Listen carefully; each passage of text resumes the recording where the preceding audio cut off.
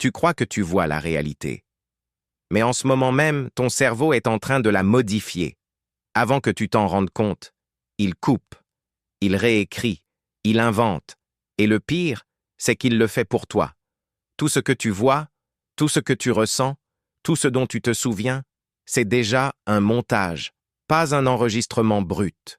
Un montage, avec des scènes coupées, des effets ajoutés, des dialogues légèrement réécrits. Et toi, tu regardes ce film en croyant que c'est la réalité. Si ce genre de truc te fascine, abonne-toi. Chaque semaine, on décortique ce que ton cerveau fait dans ton dos. Dans les prochaines minutes, je vais te montrer 5 façons dont ton cerveau te ment. Chaque jour, sans exception. Ta mémoire, tes décisions, tes peurs, ce que tu vois et ce que tu choisis de croire. Reste jusqu'à la fin, parce que le dernier point, c'est le plus difficile à accepter. Pas parce que c'est compliqué, parce que ça fait mal. Commençons par quelque chose que tu fais tout le temps sans t'en rendre compte. Tu te souviens d'une dispute avec quelqu'un? Un truc au boulot, un dîner de famille qui a mal tourné, une conversation avec un ami qui a dégénéré. Tu te souviens exactement de ce qui s'est passé. Tu te souviens de ce qu'il a dit, de son ton, de son regard, de l'ordre exact des mots. Tu pourrais presque rejouer la scène mot pour mot. Sauf que ta mémoire, ce n'est pas une caméra. Ce n'est même pas un enregistrement audio.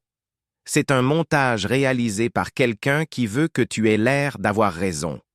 À chaque fois que tu te rappelles un souvenir, ton cerveau ne fait pas lecture, il fait reconstruction. Il rouvre le fichier, il le remodèle, il le referme, un détail ajouté ici, une émotion amplifiée là, une réplique légèrement déplacée.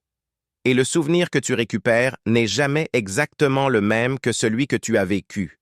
Plus tu te rappelles quelque chose, plus tu le modifies. C'est contre-intuitif. On croit que se souvenir souvent d'un truc, ça le grave mieux. En réalité, ça l'érode, ça le déforme, comme une photocopie de photocopie. À chaque passage, quelque chose se perd ou se transforme. Des chercheurs ont montré qu'on peut implanter de faux souvenirs dans le cerveau de quelqu'un, juste avec des questions bien posées. Pas de drogue, pas de manipulation extrême. Juste des questions répétées, formulées d'une certaine façon. Des gens ont avoué des crimes qu'ils n'avaient pas commis. Pas sous torture, pas sous pression physique. Juste parce que leur cerveau avait fini par croire ce qu'on lui répétait. Tu as peut-être un souvenir d'enfance très précis, une scène, une image, un moment. Et si je te disais qu'une partie de ce souvenir a peut-être été construite à partir d'une photo, d'une histoire qu'on t'a racontée, ou d'un rêve que tu as fait, ton cerveau ne ferait pas la différence.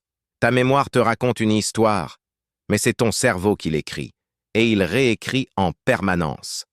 Passons maintenant à quelque chose d'encore plus inconfortable, parce que ça touche à la façon dont tu prends tes décisions.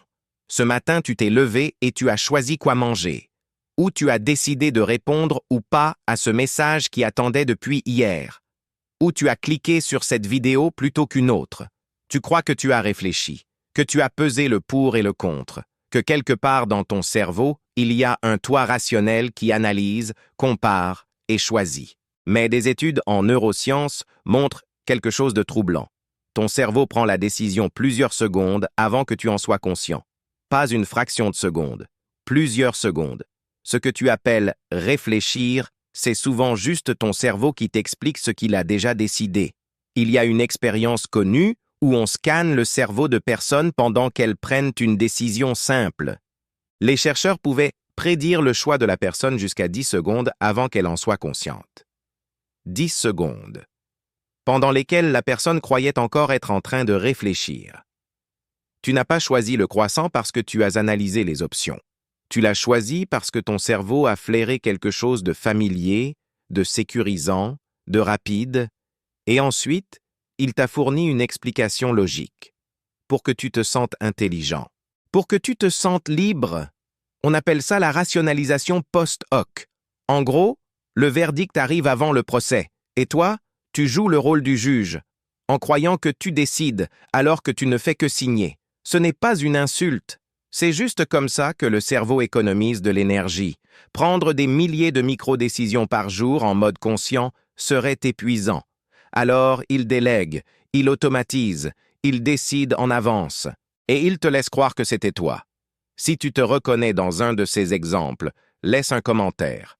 Et si tu trouves ça utile, un like, ça aide vraiment la chaîne. Maintenant, parlons de quelque chose que tu as sûrement vécu cette semaine. Imagine, ton chef t'envoie un message en fin de journée. On peut se parler demain? Rien d'autre. Pas d'explication, pas de contexte, juste cette phrase. En 0,3 secondes, ton cerveau part en vrille. Tu vas te faire virer. Il a vu quelque chose. Tu as fait une erreur la semaine dernière. C'est le dossier que tu as rendu en retard. C'est ce que tu as dit en réunion. C'est ta faute.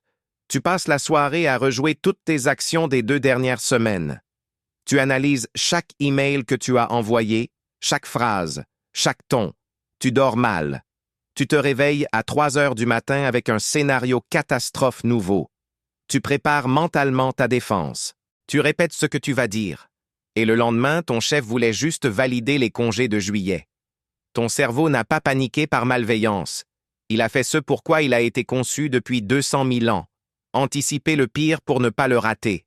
Pour nos ancêtres, un bruit dans les buissons pouvait être un prédateur. Ceux qui avaient tendance à imaginer le pire survivaient mieux que ceux qui restaient détendus. Parce que rater un vrai danger, ça coûtait la vie. Alors le cerveau a gardé ce réflexe. Ambiguïté égale danger potentiel. Et danger potentiel égale alarme immédiate. Le problème, c'est qu'aujourd'hui, les buissons, c'est un message WhatsApp sans point d'exclamation. Et le prédateur, c'est un chef qui veut juste parler de planning. Mais ton cerveau, lui, n'a pas fait la mise à jour logicielle. Il tourne encore sur un système d'exploitation conçu pour la savane. Passons maintenant à quelque chose de plus subtil. Quelque chose qui se passe en ce moment même. Tu prends le métro tous les matins. Ou tu traverses une rue à Paris, à Lyon, à Marseille. Des centaines de personnes autour de toi. Des voitures, des bruits, des affiches partout. Tu regardes ton téléphone, tu écoutes ta musique. Tu crois que tu ignores les gens autour de toi, que tu fais abstraction. En réalité, ce n'est pas toi qui ignores. C'est ton cerveau qui a déjà tout effacé avant que ça arrive à ta conscience. Les visages, les conversations, les noms sur les affiches, les couleurs des vêtements, il fait un tri brutal, instantané, automatique. Il garde ce qui pourrait être utile ou dangereux. Il supprime tout le reste. 90% de ce qui t'entoure disparaît avant même que tu puisses le remarquer. C'est pour ça que tu peux traverser une rue bondée sans rentrer dans personne. C'est pour ça que tu remarques instinctivement si quelqu'un te regarde fixement dans le métro. Ton cerveau scanne en permanence pour les signaux de menace ou d'opportunité. Tout le reste est invisible. Il y a une expérience célèbre. On demande à des gens de regarder une vidéo et de compter le nombre de passes entre des joueurs de basket en blanc. Tâche simple. Concentration totale. À un moment dans la vidéo, un homme en costume de gorille traverse lentement le terrain. Il s'arrête au milieu. Il fait un geste. Il repart. La moitié des participants ne l'ont pas vu. Pas parce qu'ils étaient distraits. Pas parce qu'ils regardaient ailleurs. Parce que leur cerveau avait décidé que le gorille n'était pas pertinent pour la tâche en cours. Et ce qui n'est pas pertinent n'existe pas. Tu ne vois pas la réalité. Tu vois ce que ton cerveau juge utile de te montrer. Le reste, il l'efface. Proprement, sans laisser de traces. Et maintenant, le dernier point. Celui qui est le plus difficile à entendre. Pas parce que c'est le plus complexe, parce que c'est le plus personnel. C'est le truc que ton cerveau fait en ce moment même, pendant que tu regardes cette vidéo. Ton cerveau n'aime pas la vérité. Il aime ce qui te rassure. Quand tu lis un article qui confirme ce que tu penses déjà, tu le lis jusqu'au bout sans vraiment chercher la faille. Tu le partages. Tu dis exactement ce que je pensais. Quand tu lis un article qui contredit ta vision des choses, quelque chose en toi résiste immédiatement. Tu cherches l'auteur pour le discréditer. Tu trouves une incohérence dans un paragraphe. Tu fermes l'onglet. Ce n'est pas de la mauvaise foi consciente, c'est du câblage. Ça s'appelle le biais de confirmation. Et il est actif dans chaque conversation politique au dîner de famille, dans chaque débat sur les réseaux, dans chaque moment où tu te dis « Mais comment les gens peuvent croire ça ?» Quelqu'un qui pense différemment de toi n'est pas forcément stupide. Son cerveau fait exactement la même chose que le tien. Il construit une réalité cohérente avec ce qu'il a déjà intégré. Il filtre les informations qui menacent cette cohérence. Il amplifie celles qui la confirment. Toi aussi. Moi aussi. Le cerveau humain ne cherche pas la vérité objective. Il cherche la cohérence interne. Il cherche à maintenir une image du monde qui soit stable, prévisible, rassurante. Parce qu'un monde stable demande moins d'énergie à gérer. Parce qu'un monde prévisible génère moins de stress. Et pour maintenir cette stabilité, il est prêt à ignorer des preuves, à déformer des faits, à rejeter des informations. Pas violemment, discrètement, sans que tu t'en rendes compte. Le problème, ce n'est pas que ton cerveau te mente. Le problème, c'est que ce mensonge te fait du bien. Il te protège, il te rassure, il te donne l'impression d'avoir raison.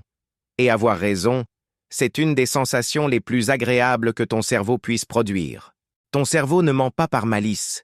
Il ment pour te protéger, pour économiser de l'énergie, pour te faire avancer vite dans un monde trop complexe pour être traité tel qu'il est vraiment. Depuis le début de l'humanité, c'est ça son boulot. Mais parfois, il te protège même de la vérité.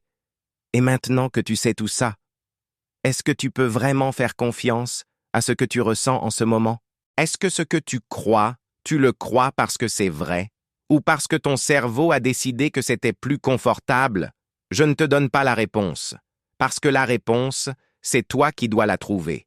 Et ton cerveau va tout faire pour t'en empêcher.